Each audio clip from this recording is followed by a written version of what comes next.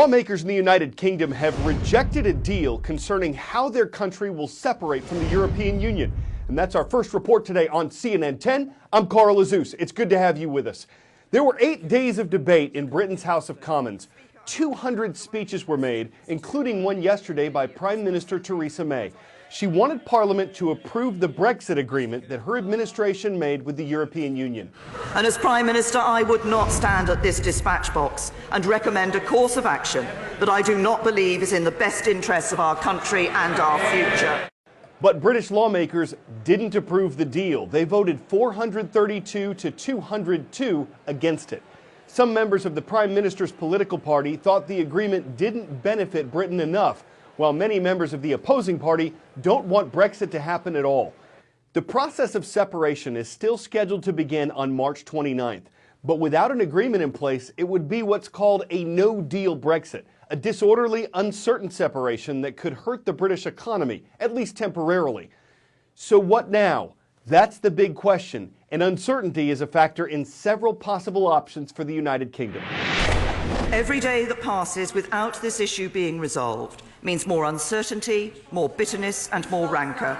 Prime Minister May could try to negotiate a new agreement with the European Union, but it's uncertain if they'd accept any changes. The British government could extend the date on which it's scheduled to leave the EU, but that could bring more uncertainty about how and when it would do that. Some lawmakers want there to be another vote on Brexit altogether, but it's uncertain whether Britons or other countries would accept that. And it's uncertain what will happen in a parliamentary vote on whether British lawmakers still have confidence in their government. I have now tabled a motion of no confidence in this government. And I'm pleased that motion will be debated tomorrow. For their part, officials in the European Union say the clock is ticking and some are preparing for the possibility of a no-deal Brexit. We'll be updating you on this story as it unfolds. 10-second trivia. Lake Tear of the Clouds is considered to be the source of what U.S. river? Colorado River, Hudson River, Mississippi River, or Potomac River? Located high in the Adirondack Mountains, this lake is the source of the Hudson River.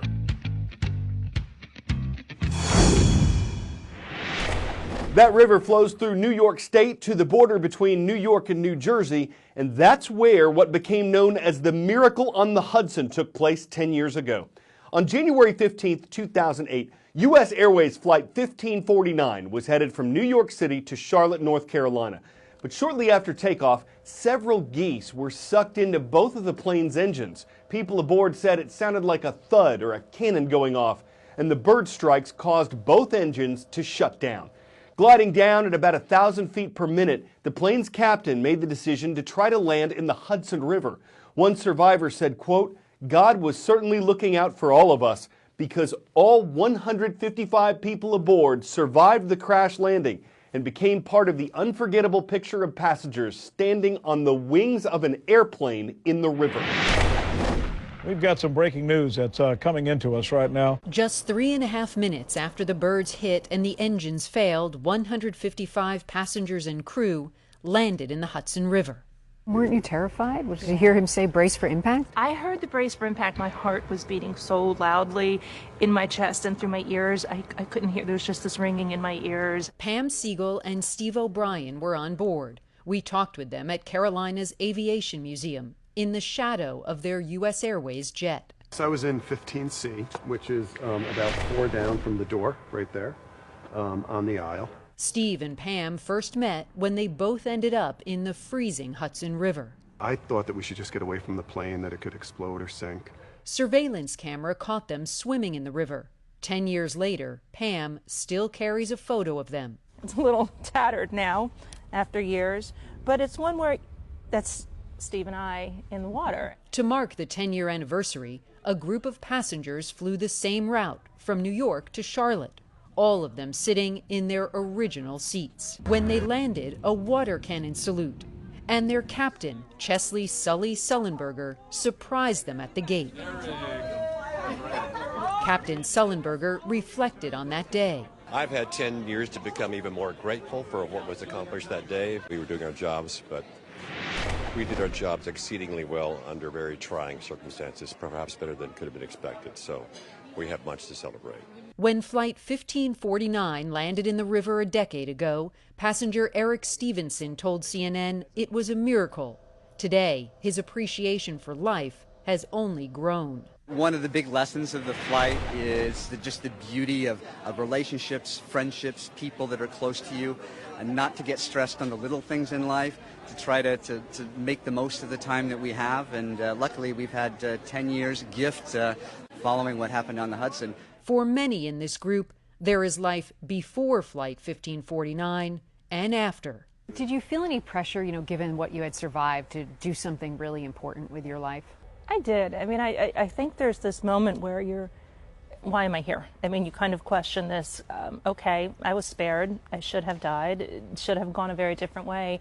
And what's my purpose? Both Pam and Steve are filled with gratitude. And what do you feel being so close to it now, Steve? I like to come and touch it when I'm here. I just like to, I think it's good luck, and I like to thank it for saving us.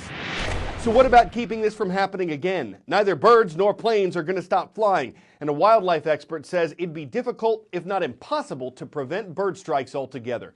Between 2008 and 2015, the International Civil Aviation Organization said there were almost 98,000 bird strikes reported in 105 countries. The Federal Aviation Administration is trying to use radar to detect birds, and a border collie has worked to scare birds away from an airport in Michigan. Officials say keeping the birds food, water, and shelter away from airports can also be effective. My name is Laura Francoeur, and I'm the Chief Wildlife Biologist for the Port Authority's Wildlife Programs.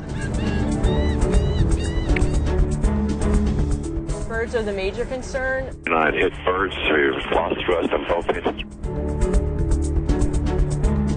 They can strike just about any part of the aircraft. It could be the engines, it could be the windshield. You just don't know where they might hit. Bird one's entering the movement area. One of our first lines of defense is habitat management. You want to reduce all the areas where birds would hang out. We try and manage the grass height and also the species of grass. And we spend a lot of money and research looking at different types of grass that have fungus in them that makes the grass not taste very good to birds like geese. When habitat management is not enough, we'll use different things like pyrotechnics. It's like a firecracker going off. It's really good to scare the birds. And then we also have paintball. It's enough to scare the geese away. Just gives them a little sting, doesn't injure them at all. This is our laser. What the birds see is a whole beam of light coming out, so they see a big green stick. This is not a bird paradise at all. So we like our non-lethal tools. If we can't get results from that, then we occasionally will use lethal means. It's not something you want to do as a biologist, but you understand that the ultimate goal is safety. As the mechanics are doing a quick walk around in the aircraft, they might find a small spot of blood or a small piece of feather. We actually send it to the Smithsonian Institution, and they have a feather lab, and they can narrow it down to species. The better information we have about what species are being struck, the better our programs can be.